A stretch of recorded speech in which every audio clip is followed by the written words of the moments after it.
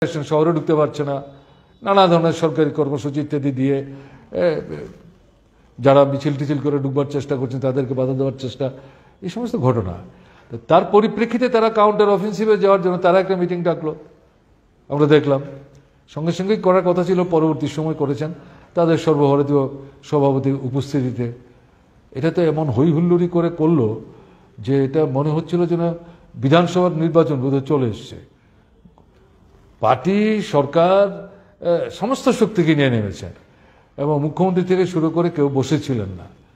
এবং তাদের হয়ে যারা কথাবার্তা বলেন প্রচার মাধ্যম, তারাও এমন একটা মানে আবহ তৈরি করার চেষ্টা করেছেন যে আগরতলায় মানে জনজোয়ারে ভেসে যাবে।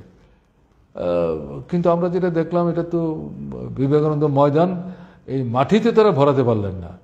এবং মানুষ তো মিটিং শুনবার জন্য যায়নি, মুখ দেখাবার জন্য গেছেন, একদিকে ঢুকেছেন আরেক দিকে বেরিয়ে গেছেন।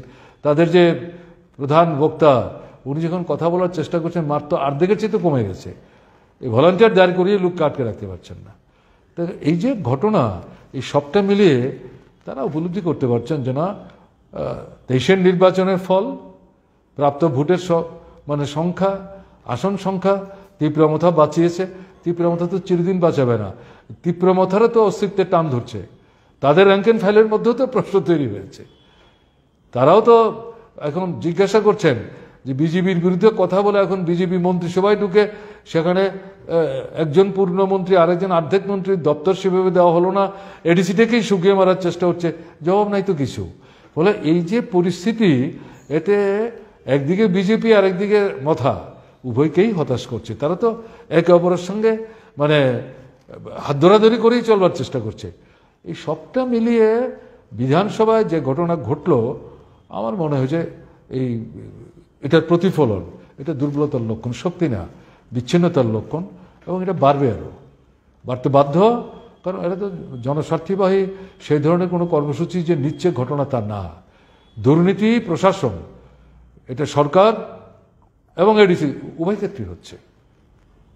এবং একের পর এক তথ্য দিয়ে বেকার সমস্যা বাড়ছে, মানে আপনার স্বাভাবিক নিয়মে নিয়মিত নিয়োগও হচ্ছে না, চুক্তির ভিত্তিতে, তাও বেতন ঠিক মতো পাচ্ছে না। তা কাজ কোথায়? এই যে পরিস্থিতি চলছে, তাতে মানুষের খুব বিক্ষোভ বাড়বে। শুধু বক্তৃতা আর বিজ্ঞাপন দিয়ে তো ক্ষুধা নিবৃত্ত করা যাবে না, এবং মানুষ তো এটা মেনেও নেবেন না। আর ত্রিপুরার মতো রাজ্যে কেন মেনে নেবেন, যারা সামন্ততন্ত্রের বিরুদ্ধে ব্রিটিশ শাসিত ভারতবর্ষে লড়াই করে তাদেরকে ক্ষমতাচ্যুত করতে করতে এটা নতুন পরিমণ্ডল ত্রিপুরা রাজ্যে তৈরি করে এটা ভিন্ন পথে ত্রিপুরাকে নিয়ে যাওয়ার চেষ্টা করার ক্ষেত্রে এই ত্রিপুরার মানুষ উপজাতি অনুপজাতি নির্বিশেষে গুরুত্বপূর্ণ দিকদর্শকের ভূমিকা নিয়েছেন। সেই মানুষকে তো যেমন খুশি তেমন যা খুশি তা বলে দাবিয়ে রাখা যাবে, যদি বর্তমান শাসকদের মধ্যে কেউ কেউ ভেবে থাকেন, তাহলে তারা ভুল করছেন।